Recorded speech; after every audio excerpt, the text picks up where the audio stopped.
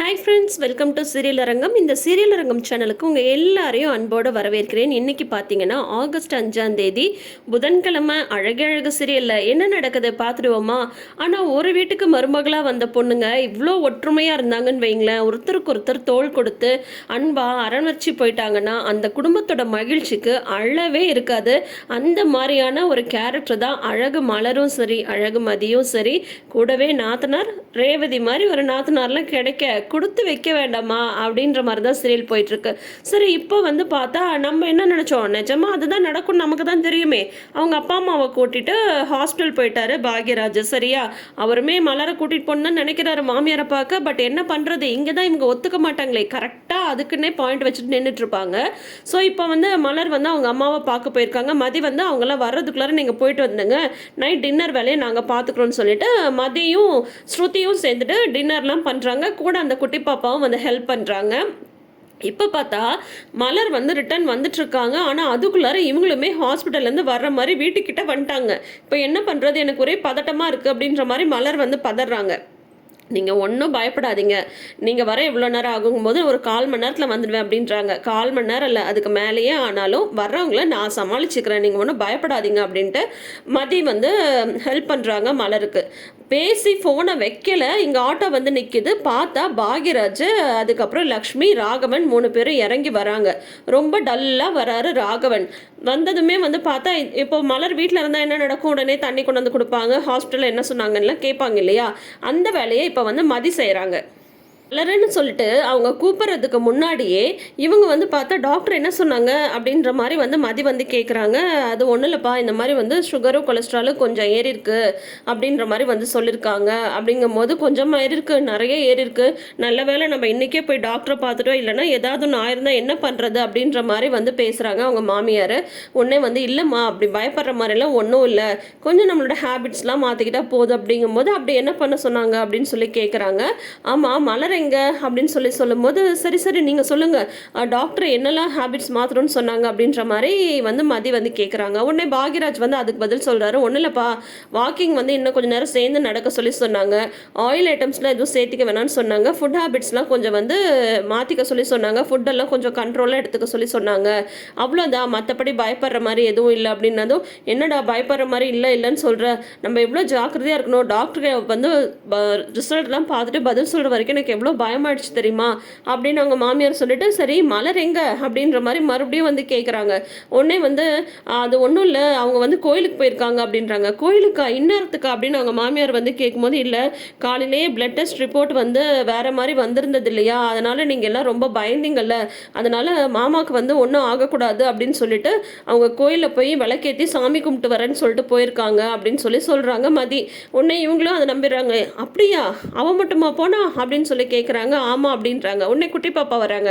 உங்கள் அம்மா கோயிலுக்கு போனாலுமே நீ போலையா அப்படின்னு சொல்லிட்டு கேட்குறாங்க. உடனே அந்த பாப்பா வந்து திருன்னு முழிச்சிட்டு இந்த பக்கம் அவங்க சித்தியை பார்க்குது மதியை. உடனே அவங்க மதி வந்து என்ன சொல்லிடுறாங்க, சித்திக்கு ஹெல்ப் பண்ணுறதுக்காக தானே பாப்பா நீ வந்து கோயிலுக்கு போகல அப்படின்னு சொல்லும்போது, ஆமாம் சித்திக்கு நான் தான் ஹெல்ப் பண்ணேன் அப்படின்னு சொல்கிறாங்க.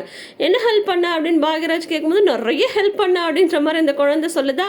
உடனே அவங்க தாத்தா வந்து டல்லாக இருக்கிறத பாப்பா பார்த்துடுறாங்க. தாத்தா நீங்கள் ஏன் டல்லாக இருக்கீங்க அப்படிங்கும்போது, அதுவா தாத்தாக்கு வந்து உடம்பு சரியில்லடா, தாத்தாக்கு வந்து பிபி சுகர் எல்லாம் அதிகமாகிடுச்சு அப்படின்றாங்க.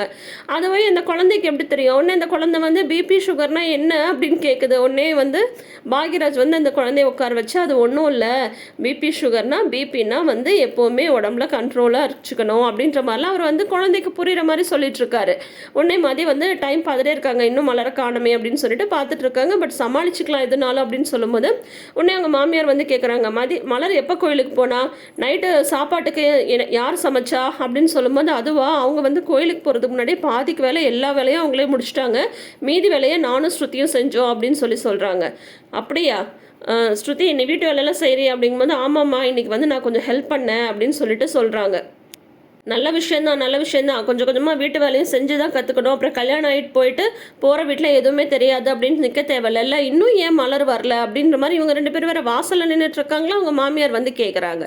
ஒண்ணும் இல்லல்ல, அவங்க வந்துடுவாங்க. பக்கத்துல தானே போயிருக்காங்க, வந்துடுவாங்க அப்படின்னு சொல்லிட்டு சொல்லிட்டு இருக்கும்போதே, அவங்க வந்து சரி வரட்டும் அப்படின்னு அவங்க உள்ள போயிர்றாங்க.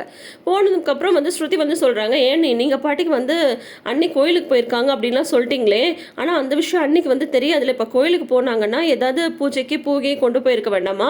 அதுக்கப்புறம் வந்து விபூதி, குங்குமம் இதெல்லாம் என்ன பண்றது?" அப்படிங்கும்போது, நல்ல வேளை நீ ஞாபகப்படுத்த. நீ ஒண்ணு பண்ணு. சாமி ரூம்ல போயிட்டு விபூதி, குங்குமம், பூ, எலுமிச்சப்பழம் எல்லாத்தையும் வந்து ஒரு கவர்ல போட்டு எடுத்துட்டு வா. அத வந்து அவங்க கையில குடுத்துருவோம் அப்படின்னு சொல்லிட்டு பிளான் பண்ணி இவங்க ரெடியா ஸ்ருதியும், மதியும் ரெடி பண்ணி வச்சிடுறாங்க. அதுக்கப்புறம் வந்து பார்த்தா திருமணையிலே ஆட்டோலேருந்து இறங்கிடுறாங்க மலரு. அவசர அவசரமா வராங்க. பயந்து போய் ஓடி வராங்க. ஐயய்யோ! அவங்க வந்து வந்துட்டாங்களா? என்ன எங்கன்னு சொல்லி கேட்டாங்களா? எப்படி போன? ஏது போனன்னு ஏதாவது கேட்டாங்களா?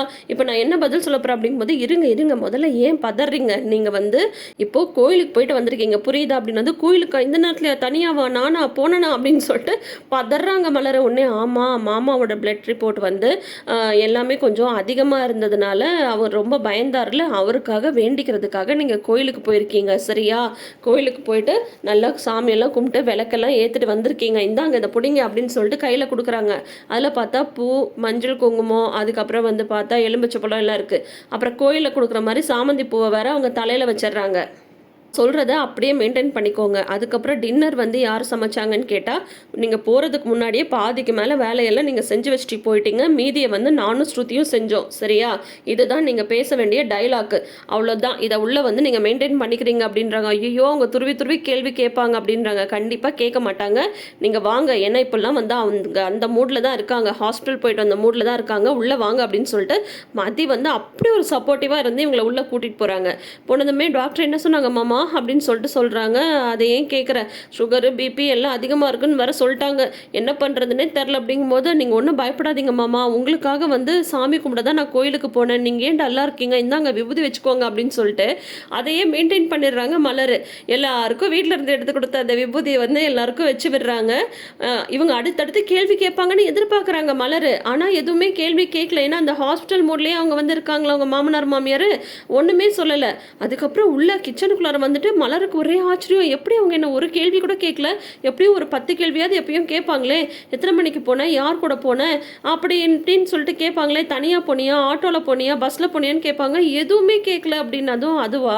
இப்போ அவங்க ஹாஸ்பிட்டல் போயிட்டு வந்தாங்கல்ல, இன்னும் அந்த மூடில் இருந்தே அவங்க வெளியில் வரல. பிபி, சுகர் எல்லாம் வந்து அதிகமாக இருக்குன்னு சொன்னதுக்கப்புறம் அதை பற்றியே அவங்க வந்து யோசிச்சுட்டு இருக்காங்க. அதனால் அவங்கள எந்த கேள்வியும் கேட்க மாட்டாங்க. இனிமேல் இப்படி தான் அவங்க எந்த மூடில் இருக்காங்களோ அதுக்கு தகுந்த மாதிரி நீங்கள் பதில் பேச ஆரம்பிச்சிட்டா அவங்க உங்களை கேள்வியே கேட்க மாட்டாங்க அப்படின்ட்டு மதி வந்து சொல்கிறாங்க. சரி சரி இது வரைக்கும் எல்லாம் ஓகே. ஆனால் இப்போ இந்த டின்னர் விஷயத்தில் நீ வந்து சப்பாத்திக்கு குருமா மட்டும்தானே செஞ்சுருப்ப. ஆனால் இவங்க 2 3 சைட் டிஷ் கேட்பாங்களே, அதுக்கு என்ன பண்ணுறது அப்படிங்கும்போது அதை பற்றிலாம் அவங்க கேட்கவே மாட்டாங்க. நான் தான் சொல்கிறேன்ல, இப்போ வந்து டாக்டர் வேறு ஃபுட் விஷயத்துலலாம் அவரை கண்ட்ரோலாக இருக்க சொல்லியிருக்காங்க. அதனால 2 3 கிரேவி எல்லாம் கேட்க மாட்டாங்க. இப்போ நீங்கள் என்ன கொடுத்தாலும் அதை சாப்பிட்டு பேசாமல் அவங்க 2 பேரும் தூங்க போயிடுவாங்க அப்படின்ட்டு மதி வந்து சொல்கிறாங்க. அப்படியா? நிஜமாவா? அப்போ இனிமே அவங்க இருக்கிற மூடுக்கு தகுந்த மாதிரி நான் வந்து பேசினா எந்த பிரச்சனையும் வராதா? அவங்க வந்து என்ன கேள்வி கேட்க மாட்டாங்களா அப்படின்னு வந்து மலர் கேட்குறாங்க. ஆமாங்க, இதில் ஒன்றுமே இல்லை. இனிமேவாது நீங்கள் எல்லாத்துக்கும் பதறாமல் பயப்படாமல் இருக்கிற சூழ்நிலைக்கு தகுந்த மாதிரி நீங்கள் பதில் பேச ஆரம்பிச்சிட்டாவே நீங்கள் யாருக்கும் வந்து பயப்படவே தேவையில்ல. அவங்களும் உங்களை வந்து கேள்வி கேட்க மாட்டாங்க. அவங்க கேள்வி கேட்டுருவாங்களோன்னு பயந்து பயந்து நீங்களே தான் உங்களை வந்து பதட்டப்படுத்திக்கிறீங்க. கேட்டாலும் அதுக்கு தகுந்த பதில் சொல்லுங்கள். நீங்கள் ஏன் பயப்படுறீங்க அப்படின்னது, இது எல்லாத்துக்கும் காரணம் நீ தான் மதி. எப்படியோ நீங்கள் 2 பேரும் சேர்ந்து இன்னைக்கு என்னை காப்பாற்றிட்டீங்க. நானும் போய் எங்கள் அம்மாவை பார்த்துட்டு வந்துட்டேன். ரொம்ப ரொம்ப தேங்க்ஸ் அப்படின்னு சொல்லிட்டு அப்படியே மலர் வந்து மதியையும் ஸ்ருதியும் அப்படியே கட்டி பிடிச்சிக்கிறாங்க.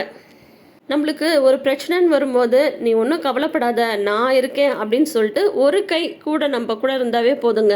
எப்பேற்பட்ட பிரச்சனையாக இருந்தாலும் அதுலேருந்து நம்ம வந்து கடந்து வந்துடலாம்.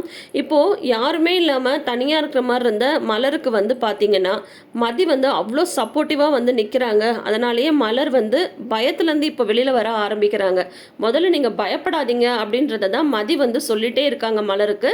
அநேகமாக மலருமே இன்னும் கொஞ்ச நாளில் அந்த பயம் எல்லாமே வந்து போயிடுன்னு தான் நினைக்கிறேன். இதில் சுரேஷ் வேற வராரு. வரும்போதே வந்து பார்த்தா, ஏன் எல்லாம் வெளியில் நிற்கிறீங்க அப்படின்னு வந்து கேட்டுட்டு இருக்கும்போதே, ஏன் நீ கேட்குற கேள்விக்கு நான் பதில் சொல்லணுமா, சொல்ல முடியாது போடா அப்படின்ற மாதிரி மலர் வந்து சொல்லிடுறாங்க. அப்புறம் அவருமே உள்ள வந்து அவங்க அப்பாவுக்கு என்ன சொன்னாங்கலாம் வந்து கேட்டுக்கிறாரு. பட் குடும்பத்தை பொறுத்த வரைக்கும் full and full take care பண்ணி பார்த்துக்கிறது வந்து பார்த்தீங்கன்னா பாக்யராஜும் மலரும் தான். அதில் எந்த மாற்றமும் கிடையாது. இப்போ இந்த நடந்த விஷயத்தில் உடனே யாருக்கு அப்டேட் பண்ணோம், நாத்தனாருக்கு அப்டேட் பண்ணோம்ல. ரேவதி கிட்ட பேசிட்டு இருக்காங்க மலர். எப்படியோ மதி கொடுத்த தைரியத்தை தான் நான் போய் அம்மாவை பார்த்துட்டு வந்துட்டேன் அப்படின்னு சொல்கிறாங்க. எப்படி அவங்க சமாளிக்கிறாங்க அப்படின்னதும் வேற என்ன பண்ணுறது, கார்த்தி தான் எல்லா வேலையும் செய்கிறான், என்னால் கூட்டிகிட்டு வந்து பார்த்துக்க முடியுமா, இல்லை நான் தான் அங்கே போய் இருக்க முடியுமா அப்படின்ற மாதிரி மலர் வந்து சொல்லிட்டு இருக்காங்க. ஆனால் அதுவுமே கொஞ்சம் கஷ்டமான விஷயம் தான். அம்மா உடம்பு சரியில்லைங்கும் போது நம்ம போய் 2 நாள் இருந்து பார்த்துக்கலாம் அப்படின்னு நினச்சாலும் நம்ம வீட்டு சூழ்நிலை அதுக்கு எல்லாமே கரெக்டாக இருக்கணும் இல்லையா. புரிஞ்சுக்கிட்டு போமா, போய் இருந்து உங்கள் அப்பா அம்மாவை பார்த்துக்கோன்னு சொல்கிற மாமனார் மாமியார் இருக்க தான் செய்கிறாங்க. ஏன் அவங்க வீட்டில் மருமக இல்லையா, அவங்க பார்த்துக்க மாட்டாங்களா, நீ தான் போகணுமா அப்படின்னு கேட்குற மாமனார் மாமியாரும் இந்த காலத்துக்கு இருக்க தான் செய்கிறாங்க. இல்லாமலாம் இல்லை. எல்லாமே சரி சரி அப்படின்னு நம்ம நிறைய விஷயம் அட்ஜஸ்ட் பண்ணி போகிறதுனால குடும்பம் வந்து பிரச்சனை இல்லாமல் போயிட்டுருக்கு. அவ்வளோதான். இப்போ என்னன்னா ரேவதி கிட்ட மலர் எல்லா கதையும் சொல்லிட்டு இருக்காங்களா. அப்போ பார்த்து பாக்யராஜ் வந்து வராரா. ஆமாம் ஆமாம், உங்கள் அண்ணன் என்னை அப்படியே நல்லா கூட்டிகிட்டு போயிட்டாலும் நான் தான் போய் பார்த்துட்டு வந்தேன் அப்படின்ற மாதிரி உடனே பிளேட்டை வந்து மாற்றுறாங்க. ஏன்னா மலர் வந்து அப்பப்போ பாக்யராஜுக்கு அந்த சின்ன சின்ன குட்டு வச்சுட்டே தான் இருப்பாங்க. அந்த மாதிரி தான் வந்து வச்சுட்டு இருக்காங்க. இப்போ இவங்க 2 பேரும் பேசிட்டு இருக்கிறத தூரத்துலேருந்து வந்து தங்கராஜ் வந்து பார்க்குறாரு. ஆனால் மலர் கூட தான் பேசுகிறாங்கன்றது தெரியாது. ரேவதி யாருக்கு அடிக்கடி கால் பண்ணி பேசிட்டு இருக்கா அப்படின்ற மாதிரி அவருக்கு வந்து தோணிட்டு இருக்கு. என்னமோ விஷயத்தை என்கிட்ட மறைக்கிறா அப்படின்ற மாதிரியே அவர் வந்து ஃபீல் பண்ணிட்டு இருக்காரு. ஆக மொத்தம் இன்னைக்கு எபிசோடும் வழக்கம் போல சூப்பராக போச்சுன்றதுல எந்த ஒரு மாற்றமும் கிடையாது. மலர், மதி, ரேவதி இவங்க பாண்டிங் யார் யாருக்கெல்லாம் பிடிச்சிருக்குன்றதை மறக்காம கமெண்ட் செக்ஷனில் சொல்லுங்க. இந்த வீடியோ பிடிச்சிருந்தா லைக் பண்ணுங்க, நம்ம சேனல் பிடிச்சிருந்தா சப்ஸ்கிரைப் பண்ணுங்க. இந்த சீரியல் அரங்கம் சேனலை நிறைந்த அரங்கமாக மாற்றுங்க. தேங்க்யூ.